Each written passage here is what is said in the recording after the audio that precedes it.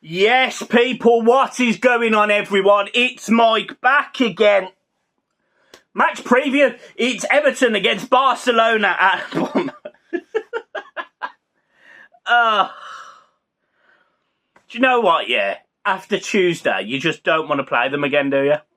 And you know what'll be worse? Is Bournemouth will get somebody like, I don't know, whoever the lowest team ranked in the draw is. And you just know if it was Everton, we'd be getting like Man City. So, yeah, it's pants. Shit pants. Everton go into this game, in terms of Premier League, on the back of a 2-0 defeat at home to Leicester. James Maddison played sensationally, although I can't stand him. And has got himself in the England squad, rightly so. But anyway, we go into this game going from really confident from a good home win against Palace, a good draw away at Fulham, to not even turning up against Leicester and then getting absolutely destroyed by Bournemouth's second string. Now, albeit we played our second string, but our second string has got Yerry Mina, 30 million, Michael Keane, 25 million, Decore, 20 million. There is literally players all over that side that have cost millions of pounds, yet we got finished. We got absolutely finished by players like Jamal Lowe, who I'm not saying aren't good players. I'm not sitting here saying they're not good players. But if you can't read the game, it's so poor. And I can't remember if it was the second or the third goal, and the ball comes straight across Michael Keane in the 6-yard box. And Tarkowski or Cody, they jump over that. They jump all over it. He didn't. He didn't do anything. So, yeah, really, really disappointing performance. And we've got to find a way of recovering, because all we've essentially allowed anyone to have to do right now is we've allowed Bournemouth to have a bit of confidence going into this game, to have that little bit of, we've beaten once this week. Oh, we'll beat them again. And although the sides will be completely different, from an attacking perspective, we conceded, was it 2 goals before we brought on the 3 forwards? It was really poor, and the only one out of the forwards that did anything was Iwobi and Damari Gray. Nobody can tell me Malpay's a footballer, and Anthony Gordon should be nowhere near the starting 11, to be honest. Why we didn't sell him in the summer is now absolutely criminal at this point, because it would have been the easiest 40 million we're ever going to get, because I can assure you, we're never getting that for him. Never, ever, ever. So that is... But we've got nobody else coming in.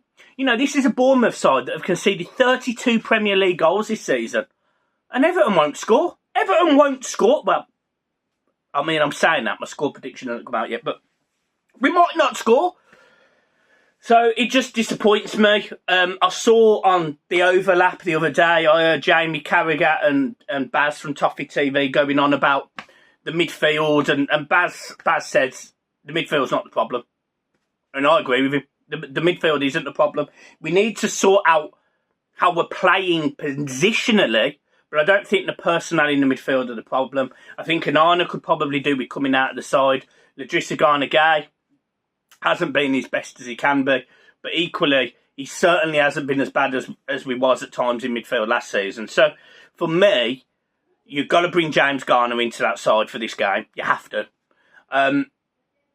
And if it means Onana and Iwobi start, or Garner and Iwobi start, whatever, there needs to be a more solid base in midfield, because every time we've gone forward, we've been exploited and there's been that gap. So we need that discipline, and that discipline needs to vastly improve. So there's that issue. Forwards don't score. Like, honestly, our forwards are redundant. They don't score enough. Damari Gray comes on, scores a good goal against Bournemouth. And I'm really hoping that actually gives him a bit of a boost, because being brutally honest, he hasn't been great the last few weeks. He hasn't. So he had a decent come off the bench, scored a good goal, did all right. Need to see him kick on a bit more now. Need to get into Bournemouth, use his pace. So you've got that. And then defensively, with our back four being as they should be, we shouldn't be conceding. We shouldn't be conceding in this game. Conor Cody will be buzzing because he's in the England squad, and fair play to him. I think there's definitely an argument that Tarkowski should have gone over Eric Dyer. But I'm not bothered that he's not. And I'm sure he will be, but I'm personally not, because I'd rather him not, to be honest. I'd rather him not go there and potentially get injured or whatever. He can stay at Finch Farm, or he can have a little holiday, and that I'm perfect with that. I'm absolutely cool with that. So, you know, it's only the two going from the England camp. I know there's obviously other internationals that'll be going to the World Cup, but all in all, you know, when you sit there and you look at the team that's going to the World Cup, we're not hemorrhaging players, and that's because Everton aren't playing very well. So I am absolutely fine with that. And Everton have just got to find a way to win. It's as simple as that at this point. You know, I said I would happily take 5 points from the Fulham game, from Bournemouth away, and from Leicester at home. I said 5 points, which was 2 draws and 1 win. That can't happen now because we've lost to Leicester.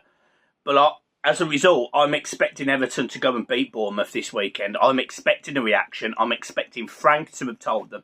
You know, there was all these rumours about it kicking off in the dressing room and all of this stuff after the Bournemouth game. And I don't care whether that happened or not. If it did happen, it shows passion. It shows that in that dressing room, there is certain players that are passionate about delivering for this football club because they are angry at other players that haven't delivered for this football club. I don't find that disruptive. I don't find that bad. I don't find that a positive.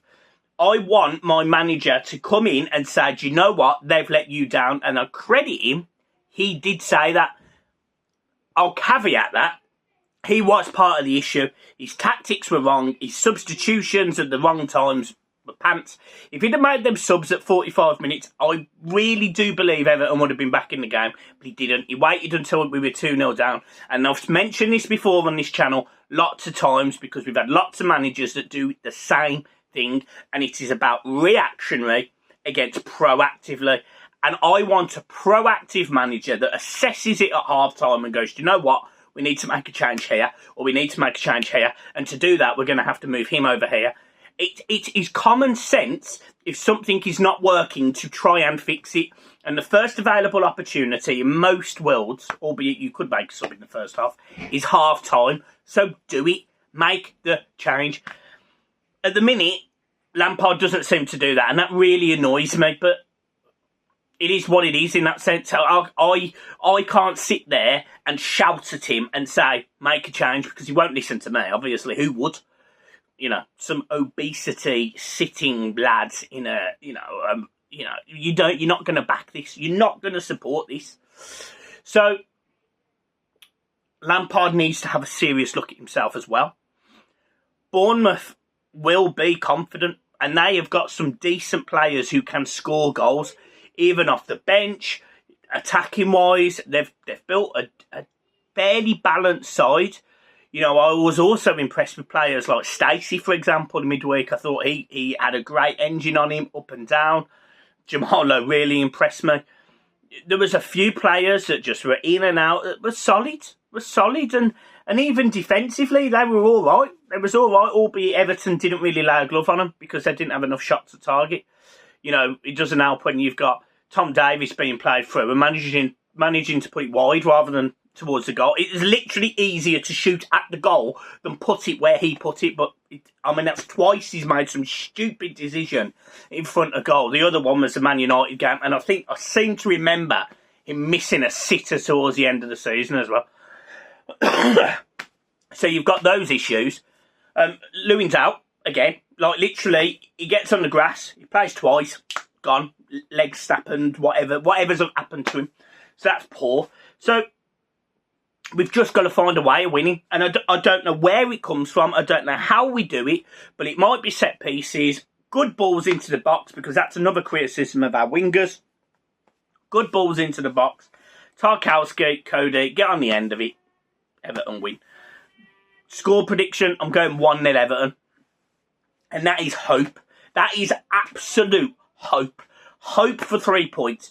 And reassure the fan base a little bit, because honestly, the last 2 games have been toxic. All of a sudden, we're back on Lampard out. I'm getting texts from people saying, why are you supporting him still, Mike? You know, he needs to get out of the club. I'm sitting there thinking, look, this team is pants. We know it's pants. We knew it was pants when he did it. You know, people are statistically looking at him against Rafa Benitez and, you know, looking at his attacking attributes. I get it. Look, I literally sit there and get it. I understand if any fan wants to say, do you know what, Frank? You've had enough money now. Get out the club. It's done. Finished. But you know what? We can't just keep sacking managers. I don't get it. Like, I don't understand what people are expecting different.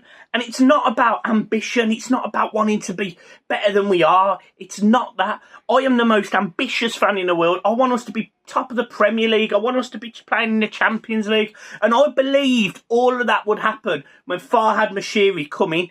And that team that had finished 11th twice, but before that had finished 5th, 6th, 8th, 6th, 6th, 5th, 4th, 11th, fucking 18th, whatever, 17th. You know, that team, that consistency, how good we were, you know, all of that's gone. The David Moyes era's gone. That first season under Martinez is gone. That one season under Koeman is gone. And albeit the football was pants in that season as well. You know, when you look back at the managers that Everton have had, you could possibly argue the best is Carlo Ancelotti and the second best is Sam Allardyce. Yet everyone wanted him out and he finished 8th with a team that was pants. Awful. There was no pace, but he still managed to finish 8th. So, I don't know what we're expecting. If we are truly expecting Frank Lampard to turn this team into world beaters, he needs to be given £100 million in January, and he needs to be able to buy any forwards he wants, because at this moment in time, with what he's got, pants, rubbish. And he should have got rid of Gordon, and if that is on him and Thirlwell, then so be it. Idiots. But to me, I give him one more window. I give him money to spend in January, more pace, more aggression, more clinical, a fitter striker, and go and win some football matches. Because we know defensively we're fine. We have only conceded 15 goals, and at this stage last season, it would have been a lot more. So this team defensively is okay. Go and win some games. Go and be in the games and go and draw 2-2. Go and draw 3-3. Go and win 3-1, 2-1. Go and score some goals, because that is the only thing that is stopping this team being higher up the league, in my opinion. Guys, I'm leaving it there. That was a rant. That turned into a rant. What sort of preview is that? Keep smiling. Up the toffees. Peace.